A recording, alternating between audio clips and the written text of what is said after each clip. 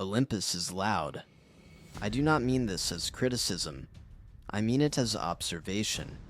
The way one observes weather or the movement of water, noting the pattern, not judging it. The gods of Olympus have built their authority on sound, on the crack of lightning and the roar of sea, and the long carrying note of proclamations issued from high places. They govern through spectacle. They believe, most of them, that power must be witnessed to be real. I have learned something different. Power that must be seen is power that depends on its audience. Remove the audience and you have removed the power. What I built in the underworld has no audience. The dead do not applaud. The rivers do not require my approval to flow. The laws I set into place do not need my presence to enforce themselves. I built something that functions without performance, and that is a different thing entirely from what Zeus built on Olympus. It is a quieter thing. It is also a more permanent one. Zeus knows this. He has always known this. It is why the underworld went ungoverned for so long, why it was offered to me as though it were a consolation, a lesser share, the portion that remained after the valuable things had been distributed. He understood its nature before I did. He simply believed that nature made it lesser. He was wrong. But I am patient, and I am not finished watching. From a distance, Olympus functions as it was designed to. Zeus sits at its center, and he is not a fool. I want to be clear about this, because fools are manageable, and Zeus has never been manageable. He rules with an attention that misses very little. He understands the relationships between gods, the way a cartographer understands coastlines. Every inlet, every shoal, every place where the ground shifts unexpectedly beneath the water. He watches Poseidon's ambition and feeds it just enough visibility to keep it satisfied, without giving it room to grow into something structural. He listens to Athena's counsel and uses it without appearing to depend on it, which is its own kind of skill. He is very good at ruling.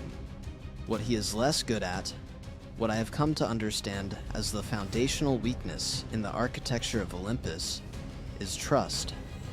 Not the performance of trust, which he executes beautifully, but the actual extension of it. Zeus does not trust because Zeus cannot afford to. Control is the mechanism by which he has organized the world, and trust is, by its nature, the surrender of control to another. He has never surrendered control, not once. Not to anyone. This is not a character flaw.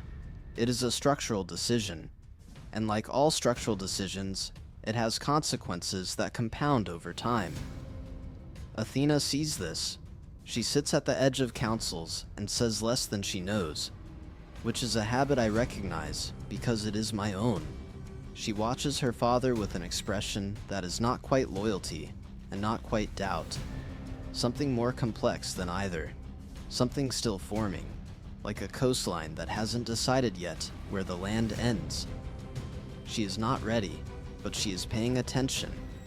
The two things are not unrelated. Poseidon is simpler to read, and therefore more immediately dangerous. He measures everything in visibility. How much of the war was credited to him? How large his domain appears when viewed from Olympus's heights? Whether the other gods reference him in conversation as a power equal to Zeus, or a power adjacent to Zeus, which are not the same thing, and Poseidon is precise enough to know the difference, even if he is loud enough that others assume he isn't. He is unsatisfied. He has been unsatisfied since the lots were drawn, and he has no language for that dissatisfaction except noise, which Zeus gives him room to make, because noise is easy to manage. Quiet is harder. I returned to the meadow. I will not construct a reason for this. I had no formal purpose there. The boundary between my realm and the living world is mine to move through freely, and I moved through it, and the meadow was where I arrived. She was already there. Persephone was kneeling at the edge of a dry patch of ground, where the soil had cracked apart. Not from drought, from the natural withdrawal of moisture that happens beneath the surface when the season turns. Most would have looked at that cracking earth and seen damage.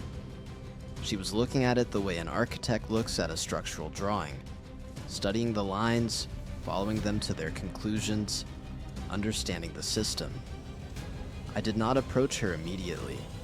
I am not a man who fills silence because it makes him uncomfortable. I watched her work through whatever she was working through, and I observed that she was not performing anything.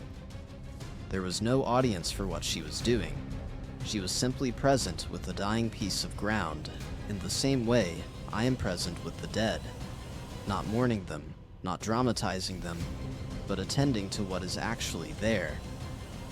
She spoke first. She did not look up. Is it peaceful? Not what I expected. Not the questions the living usually have. The ones about darkness, about cold, about punishment, about what it costs to enter, and whether there is anything left of a person by the time they arrive. She asked none of those things. She asked the one question that reached into my chest and required a moment to answer, not because the answer was uncertain, but because the question itself was unexpected. No one had ever asked me that. "It is honest," I said. She looked up then. She was measuring something. I could feel the measurement happening behind her eyes, that particular quality of attention that does not look at surfaces but at the structure underneath them. "That is not the same thing," she said. "No," I agreed. "It is not." She returned to the cracked earth. She pressed her palm flat against it, not to heal it, not to grow anything, just to feel the temperature of a place where water used to be. "I understand cycles," she said, "not to me specifically, to the air, or to herself, or to both. My mother understands growth, but growth is only half of what a cycle is." She was right. Growth without decay is accumulation without purpose. Things piling on top of things. No space made for what comes next. The new unable to arrive because the old has no place to go. Demeter is powerful. Demeter has never understood this. She has always treated the dying half of the year as something to be survived rather than something that makes the rest of it possible. I did not say any of this. I did not need to. Persephone already knew it. She had known it, I suspected, for a long time, and had no one to know it with. We stood in the quiet for a while. It was not uncomfortable. I am practiced with quiet.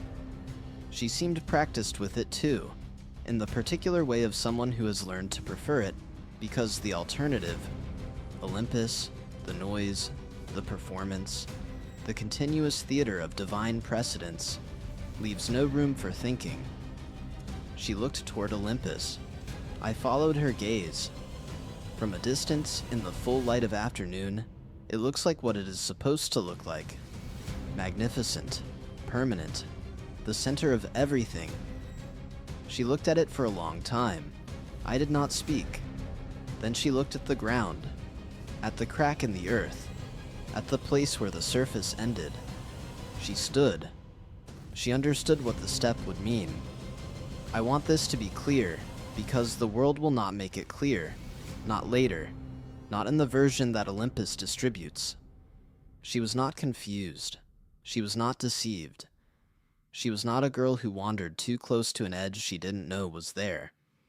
She was a god who had spent a long time standing on a surface that did not fit her, looking at the depth beneath it, calculating what it would cost to stop pretending the surface was enough.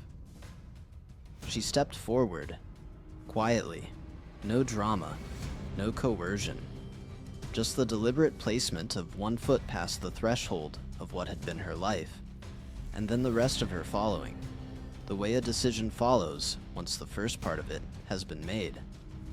She did not fall. She did not cry. She walked.